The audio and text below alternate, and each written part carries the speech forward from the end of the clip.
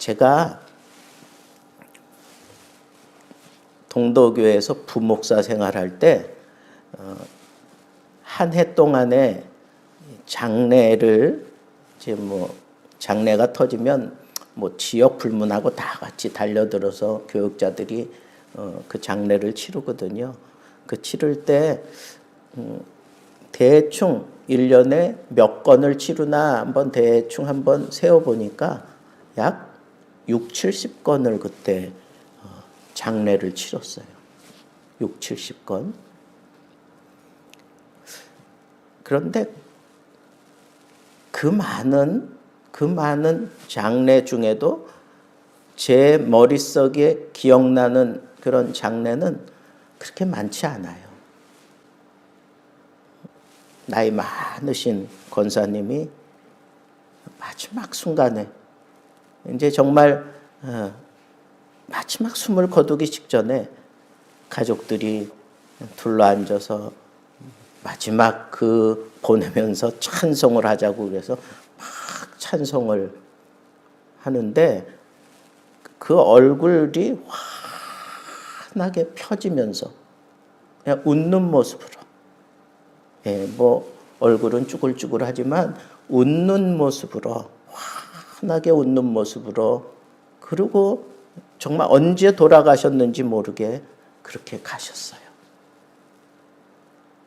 참 복되다. 저는 참 복되다 그렇게 생각해요. 그분이 우리 한국의 정말 유명한 목사님 어머니예요. 저도 그때의 그 모습이 지워지지 않아요. 정말 숨질 때에도 그렇게 가족들이 둘러앉아서 마지막 예배하는 그런 모습으로 천국 가는 그런 광경이 정말 복되다. 나도 저렇게 죽었으면 좋겠다. 설교자들은 설교하다가 죽는 게 가장 큰 복이다 그러는데 저는 그보다 그냥 가족들 다, 자녀손들 다 둘러앉아서 내 마지막 호흡과 함께하며 찬송해 줄 때 그 찬송을 타고 천국에 갔으면 참 좋겠어요. 제 기대예요, 기도. 참 살다 보면 생각지 않게 그렇게 죽음을 맞이하는 사람들 참 많아요. 그런데 이렇게 야곱이 히브리서 11장은 우리가 흔히 무슨 장이라 그래요? 믿음장이다 그렇게 얘기해요. 믿음의 영웅들에 대해서 쭉 열거하고 있는데 그 믿음의 반열에 야곱이 딱 한 줄로 꿰차고 올라갔는데 그 모습이 어떤 모습이에요? 예배하는 모습이에요. 죽을 때 예배하는 모습. 숨질 때에도 예배하는 모습으로 믿음의 장, 그 자리에 딱 들어갔단 말이에요. 아니, 야곱 그러면 안 좋은, 마치 내 아주 안 좋은 그런 믿음이 흔들리고 막 자기 멋대로 살고 그랬던 그런 야곱의 모습이 아니라 마지막 순간 하나님 앞에 경배하는 모습으로 그렇게 올라가는 그 모습, 그걸로 한 줄 딱 채워놓고 정리가 됐어요. 자, 우리가 지난 시간에는 야곱이 자기 뜻대로 하나님의 뜻을 무시하고 자기 뜻대로 세겜성에 장막을 쳤다가 어려움을 당하고 결국은 베델로 올라가자. 그리고 우상 아치들 다 상수리 나무에 다 묻어버리고 베델로 올라가잖아요. 거기서 그렇게 살다가 그렇게 이제 아버지를 이제 만나러 가게 돼요. 에서하고 같이. 그 와중에 라헬이 죽어요. 라헬이 자기가 정말 사랑했던, 변함없이 사랑했던 여인 아내 라헬이 죽어요. 그것도 베냐민을 낳다가 죽었어요. 그리고 자기 아버지가 또 죽습니다. 그러니까 이 야곱은 누구에게 그냥 이렇게 딱 꽂혔느냐 하면 요셉에게 꽂혔어. 그래서 12명의 자식들 가운데 누구에게만 채색 옷을 입혔어? 요셉에게만 색동저고리 입히고 다른 사람들은 허름한 옷 입히고. 그러니까 이 형들이 이게 기분 나쁘지요. 배다른 형제들인데 다. 그러니까 작당하고 어떻게 했어요? 요셉을 죽이려고 했다가 유다의 건의를 듣고 팔아버립니다. 그리고는 아버지한테 와서 뭐라 그래? 피 묻은 옷을 보여주면서 아마 요셉이 우리한테 오다가 죽은 것 같다. 야곱이 충격을 받아요. 야곱이 충격을 받습니다.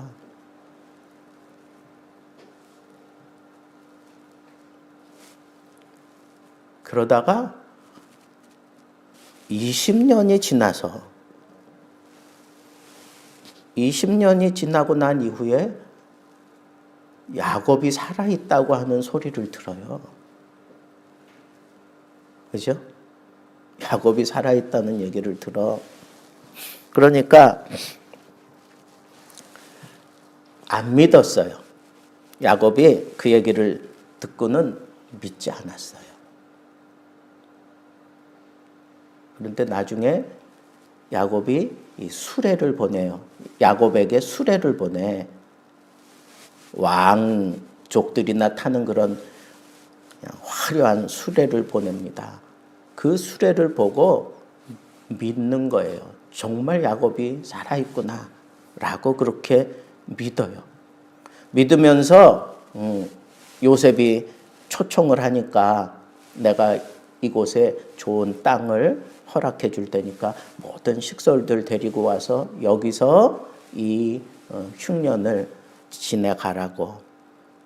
그러면서 거기서 아예 터를 잡고 살라고 하는 그런 얘기를 듣고 야곱이 어떻게 해요?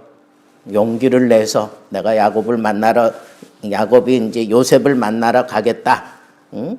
그리고 이제 가는 거예요. 쭉 가는 겁니다. 그런데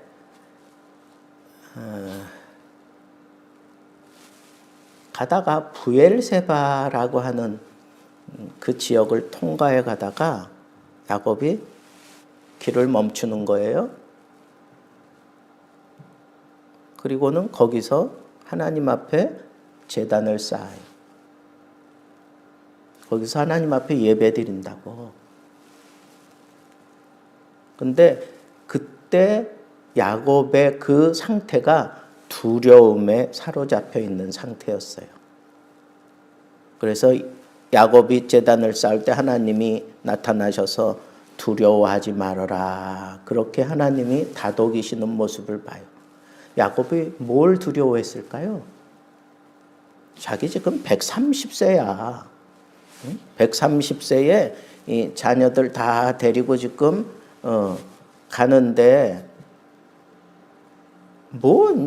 그 나이에 뭘 그렇게 두려워할 게 있겠어요? 근데 두려워했어요. 뭘 두려워했을까요?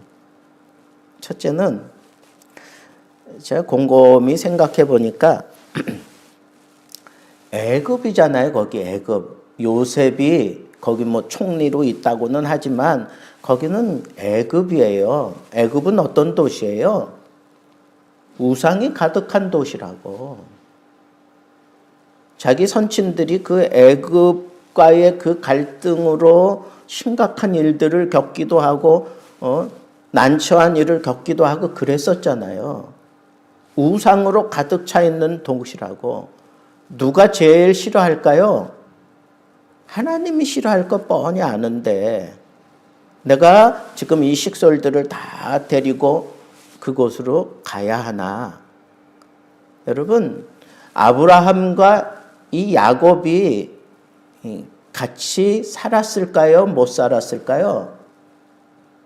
실제적으로 아브라함이 죽고 난 다음에 야곱이 태어났을까요? 아니면 아브라함이 생전에 있을 때 야곱이 태어났을까요? 계산을 해보니까 아브라함하고 이 야곱이 15년을 같이 살아요. 15년을. 그런데 아브라함이 100세에 이삭을 얻고 난 이후에 그 다음에 계속해서 자녀들을 낳아요. 그죠? 많은 자녀들을 낳는다고. 자기 아내 죽고 난 다음에 또 여인을 맞이해서 아내를 낳고 그 자식들을 낳고 그런 걸 보면 아브라함도 아주 기력이 다할 때까지 건강하게 살았을 것 같아요. 그러면 15년 동안 이 손자를 안고 뭐 얼마나 이뻐했겠어요. 그리고 얼마나 할 얘기가 많았겠어요. 그러니까 아브라함의 그 무용담, 애굽에서의 이런 일들, 또 뭐 여러 가지 뭐 얘기들을 많이 들었을 거예요. 저는 그렇게 생각해요. 그래서 이 애굽은 지금 어떤 믿음의 사람들에게는 시험의 땅이에요. 시험의 땅. 거기는 항상 물이 있잖아요. 나일강이 있고. 그러나 지금 다른 지역은 물이 없으니까 기근이 일어나면 다 사람들이 애굽으로 몰려들잖아요. 그러니까 거기는 항상 믿음의 사람들에게는 그 시험의 땅이라니까. 왜? 거기 우상이 가득하니까.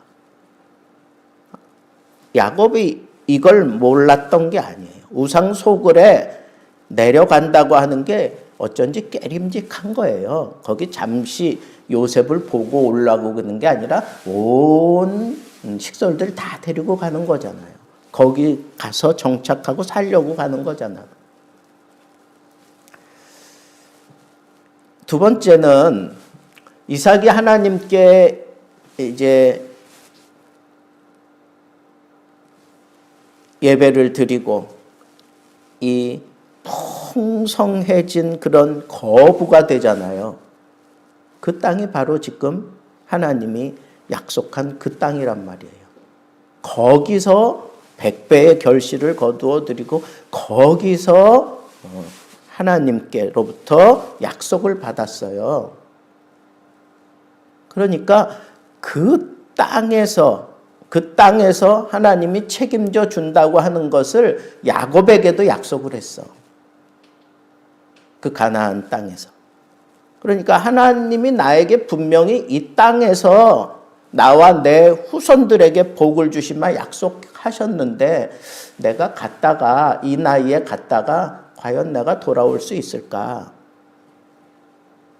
이런 근심 걱정이 있었어요. 그러니까 그런 근심 걱정 이런 것들을 떨쳐내지 못하고 그저 요셉을 만나러 가겠다고 하는 이 마음만 가지고 떠난 거지. 가다가 그런 것들이 막 마음에 걸리니까 브엘세바 할아버지가 생각나고 아버지가 생각나는 그 브엘세바 거기서 하나님 앞에 제사를 드리는 거예요. 이 문제 해결하기 위해서 하나님 앞에 지금 예배를 드리는 거라고요. 여러분, 우리가 영적으로 이렇게 눈이 떠지고 영적으로 성숙하게 되면 이런 갈등을 자기 마음대로 풀어내는 게 아니라 하나님의 뜻이라면 내가 가겠습니다. 하나님의 뜻은 무엇입니까? 내가 지금 이렇게 가는 여정 중에도 정말 하나님의 뜻이 아니라고 하면 나는 다시 돌아가겠습니다 하는 그런 마음으로 하나님의 뜻을 구한 거예요. 지금 야곱이 얼만큼 신앙의 성숙이 이루어졌는지를 오늘 이 대목을 보면 잘 알 수 있어요. 근데 그때 하나님께서 뭐라 그래요? 걱정하지 마라. 걱정하지 마라. 내가 너와 함께 하겠다. 야곱아, 걱정하지 마. 내가 너와 함께 할 거야. 이 믿음이 야곱에게 확 불타듯이 일어나니까 걱정할 거 하나도 없어요. 그리고 하나님 계속 얘기하셔요.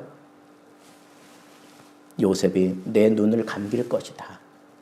그리고 내 후손들은 내가 책임지고 다시 이 땅으로 돌아오게 할 것이다. 그러면서 몇 년 지나고 이 땅에 오게 될 것이다까지 하나님이 말씀하셔요. 하나님의 뜻을 먼저 생각하고 추구하는 그 야곱에게 하나님께서 뭐라 그래요? 야, 왜 걱정해? 나야, 나라고. 나 하나님이야. 내가 너와 함께 하잖아. 걱정할 거 없어. 이 의미를 아시겠어요? 여러분들의 믿음이 좀 이렇게 좀 담대했으면 좋겠어. 뭐 이거 생각하고 저거 생각하고 그래서 못하고 저래서 못하고, 아니 하나님이 책임질 걸 안다면, 그게 믿어진다면 담대하세요. 걸음을 옮길 때 담대하게 옮기라고. 내 생각을 펼칠 때 담대하게 펼치라고. 하나님이 지금 예배하는 야곱에게 오셔서 그렇게 응답했어요. 나야, 나라고, 하나님이라고. 뭘 걱정해. 내가 너와 함께 하는데. 누가 이런 응답을 얻어요? 하나님의 뜻을 먼저 추구하는 사람. 하나님의 뜻을 먼저 추구하는 사람에게 하나님께서 하나님 자신을 그렇게 보여주시는 거예요. 나야. 하나님으로 내가 가득 차 있다면 걱정할 게 뭐가 있어요? 그렇지 않아요? 그 하나님의 뜻을 구하고 하나님의 뜻을 따라 하나님이 원하시는 대로 내가 약속을 붙들고, 그리고 내가 순종하겠다고 그러면서 하나님 앞으로 가까이 나아가는 게, 그게 예배 아니겠어요? 그게 예배라고, 지금 우리가 드리는 예배.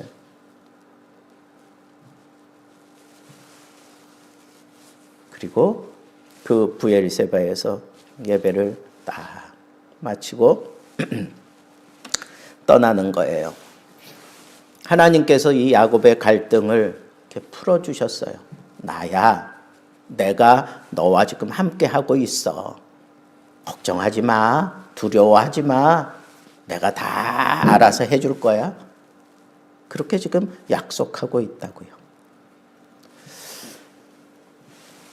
두 번째 우리가 생각해야 될 건, 자, 요셉을 만났어요. 그리고 요셉이 지혜를 발휘해서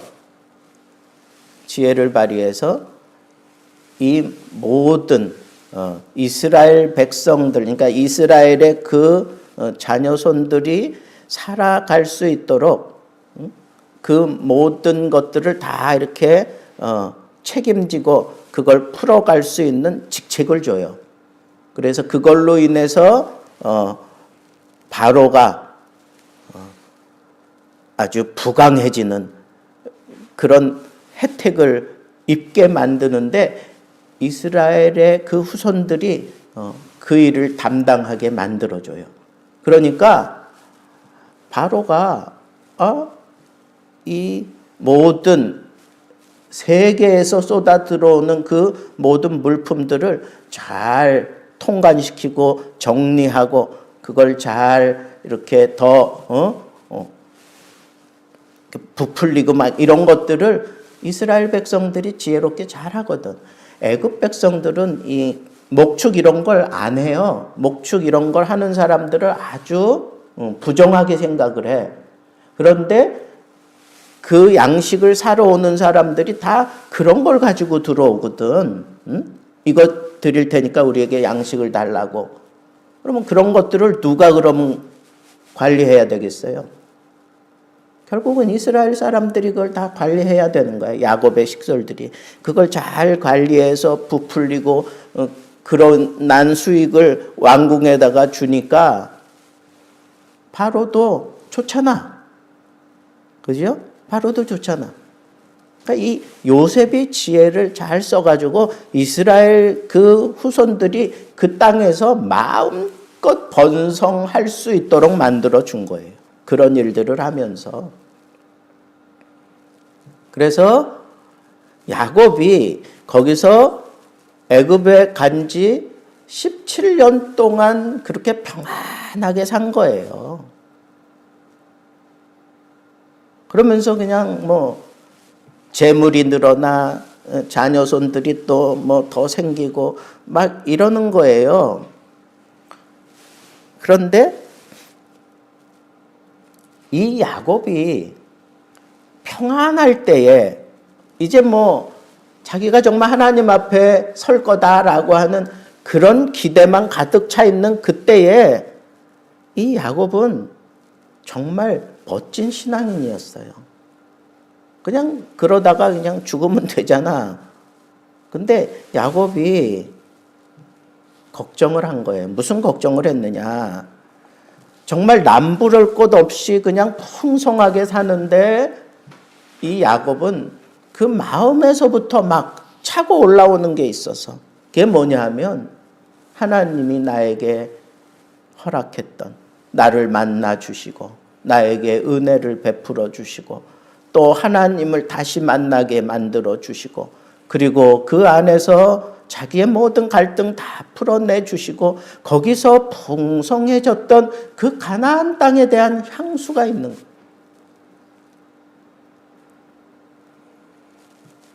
돌아가고 싶은 거예요. 그래서 야곱이 자녀손들을 다 불러 모아놓고 축복하잖아요. 축복하는 그런 내용이 나오잖아요. 요셉의 두 자녀에게도 축복하고 이스라엘의 12 아들들에게도 축복을 하잖아요. 그 분량대로 축복을 하고 그러면서 분명하게 그 자녀손들에게 심어놓은 게 뭐냐 하면 하나님의 뜻에 따라 살라는 거야. 너 똑똑해, 너 대단해. 그러나 너 하나님의 뜻대로 살지 못했기 때문에 내가 너에게 축복할 수가 없어. 너는 요만큼이야. 너는 이런 좋은 품성을 가지고 있어. 너는 이런 지혜를 가지고 있어. 너 마음껏 한번 뜻을 펼쳐봐. 하나님이 너와 함께 할 거야. 이런 유의 축복을 12 아들에게 다 합니다. 그죠? 잘못된 건 잘못됐다. 그리고 너 하나님을 의지하고 마음껏 이렇게 살아봐라. 이게 축복의 골자예요. 하나님이 너와 함께 하기 때문에 너 이렇게 잘못 살면 안 돼. 이렇게 살아야 돼. 이래야 복 받는 거야. 이걸 얘기한 게 그게 축복이라고. 야곱의 축복. 그 심령에 뭘 심어준 거예요? 평안하게 살고 있다니까. 부유하게 살고 있다니까. 걱정할 게 없이 그냥 살고 있다니까. 근데 그 평안할 때 야곱은 자녀들에게 마지막 자기 생을 마감하는 그 순간 가까울 때 그 자녀들에게 축복 기도하면서 하나님을 팍 심어 놓은 거예요. 하나님을. 그러면서 그 자녀들에게 부탁을 해요. 무슨 부탁을 합니까? 나 죽으면 여기다 묻지 말고 내 선산 고향 땅에다 묻어달라고 요셉에게 부탁을 해요. 그래서 야곱이 죽고 난 다음에 막벨라 굴에 거기 안장되잖아요. 여러분 여기서 우리가 뭘 느껴야 될까요? 야곱은 이 땅 위에서 정말 누리고 싶은 거 원 없이 다 누리고 있는 거예요. 근데도 그 마음속에 그는 더 나은 본향을 기대하고 있었던 거예요. 더 나은 본향을 찾았어요. 히브리서 기자가 그걸 본 거라고, 그걸. 정말 애굽에서의 17년은 그냥 풍족하게 아무 근심 걱정 없이 요셉을 만난 기쁨으로, 그리고 그 왕 앞에 서서 뭐라 그랬어요? 바로가 연세가 얼마나 되느냐, 내 나이가 몇이냐 그랬을 때 뭐라 그랬어요? 내 나이 나그네 세월이 130이다. 험악한 세월을 보냈다. 그런데 그 고센 땅에서 요셉의 그 지혜로 말미암아 그 땅에서 사는 동안에 정말 하나님이 복을 주신 거예요. 그 땅에서 그냥 몇 대에 이르도록 풍성하게 살아갈 수 있는 그 모습을 지금 야곱이 보면서 이 풍부해진 이 상황 속에서 영적인 근심이 생긴 거야. 그 영적인 근심이 뭐예요? 이 자녀손들이 이 물질로 인해서 하나님을 잊어버릴까 걱정이 된 거예요. 그리고 이 땅이 너무 좋으니까, 너무 살기가 좋으니까 우리의 영원한 본향인 하늘을 잊고 살까봐 지금 야곱이 그것을 자녀들에게 축복하며 유언하며 남긴 거예요. 잊어버리지 못하도록 마지막 순간 그는 침상에서 지팡이 머리에 의지하고 하나님 앞에 경배했어요. 지팡이 머리에 의지했다고 하는 것은 정말 앉아있기도 힘든 그런 순간에 이 지팡이 의지하고 이렇게 기댔는지 어떻게 했는지 모르지만 그 모습을 경배했다 그랬어요. 경배. 히브리 원문에 보면 분명히 그 침상에 걸터 앉아서 지팡이 의지하고 경배하는 모습으로 죽었다고 얘기하고 있어요. 제가 얘기했잖아요. 처음에 그 많은 장례 치렀는데 뇌리에 남는 그런 장례는 몇 건 없어요.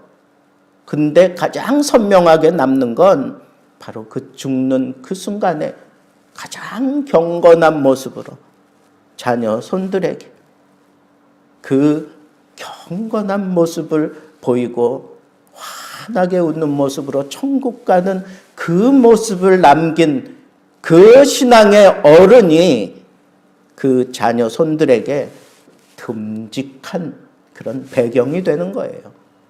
그게 얼마나 좋았으면 요셉은 야곱보다 더한 영광을 누리는 사람이잖아요. 근데 나중에 요셉의 유언을 따라 그 해골을 가지고 모세가 나오잖아요. 약 350년에서 400년 지나고 난 이후에 요셉의 유골을 들고 모세가 출애굽합니다. 그래서 광야 40년 잘 간직하고 있다가 가나안 땅에 들어가서 전쟁 다 마치고 세겜 땅에다가 이 요셉의 유골을 묻어 주기까지 약 400년 혹은 450년 뭐 그렇게 보는 사람들도 있어요. 그 약속, 믿음으로 하나님 앞에 내가 내려놓은 그 유언 하나님이 잊지 아니하고 그 유언대로 요셉의 유골을 약속의 땅에 묻어주잖아요. 그건 누구한테 배운 건데? 자기 아버지 야곱한테 배운 거 아니에요? 야곱이 남겨둔 그 믿음의 유산이 이 요셉에게 가장 소중했던 거예요. 그러니까 자기가 모든 세계의 모든 사람들이 자기를 주목해보고 있는 그 순간에 그가 그 형제들에게 신신당부했어요. 내가 죽고 나면 내 유골을 가지고 너희들을 하나님이 내보낼 때가 있는데 그때 내 유골을 꼭 빼내가지고 약속의 땅에 갖다 묻어달라. 그렇게 신신당부하잖아요. 아쉬울 게 없는 요셉이 누구한테 배웠다고? 아버지한테 배운 거. 여러분, 믿음의 유산을 남겨야 돼요. 그 믿음의 유산의 클라이막스는 천국이에요. 천국. 야곱은 더 나은 본향, 천국을 바라보는 그 믿음이 있었기 때문에 히브리서 기자가 그 한 줄로 그냥 그의 인생 전부를 그냥 확 정리하고 말았어요. 더 이상 뭐 논할 게 뭐가 있느냐고. 저는 오늘 이 말씀을 여러분들이 참 곱씹어 가면서 내 인생 하나님 앞에 어떤 모습으로 정리하면 좋을까? 내가 내 인생 어떻게 풀어가야 될까? 신앙이 성숙하면서 예배하는 모습도 달라지는 게 그게 야곱의 성숙의 모습이었어요. 그 성숙의 마침표를 찍는 게 죽을 때, 숨질 때 예배했다는 거예요. 그런데 그런 멋있는 자리로 이끌어가기까지 야곱이 성숙되어 가면서 그가 두 기둥을 붙잡았다면 하나는 하나님의 뜻이에요. 하나님의 뜻을 추구하는 그런 신앙을 가졌어요. 다른 하나는 더 나은 본향, 천국을 바라보는 그 믿음을 가졌어요. 그랬을 때 하나님께서 나야, 걱정하지 마. 나라고 내가 해결해 줄게. 하나님의 뜻을 찾는 야곱에게 그렇게 응답하셨고, 더 나은 본향, 천국을 사모하는 그 야곱에게 마침내 그 땅에 하나님께서 죽어서라도 그 땅에 묻어 죽어야만은 하나님, 약속에 신실하신 하나님, 그게 본향을 찾는 그 믿음을 가진 자들에 대한 하나님의 신실함이며 하나님의 응답하심이에요. 여러분, 우리도 이렇게 살아야 됩니다. 우리의 신앙의 마지막에 결국에 가서는 이 두 가지 딱 붙잡으면 여러분들 흔들리지 않아요. 하나님의 뜻을 따라 사세요. 더 나은 본향을 바라보며 사세요. 하나님이 언제든지 나야, 걱정하지 마, 내가 있잖아, 그러고 응답하시고 여러분들의 삶을 다 해결해 주실 거예요.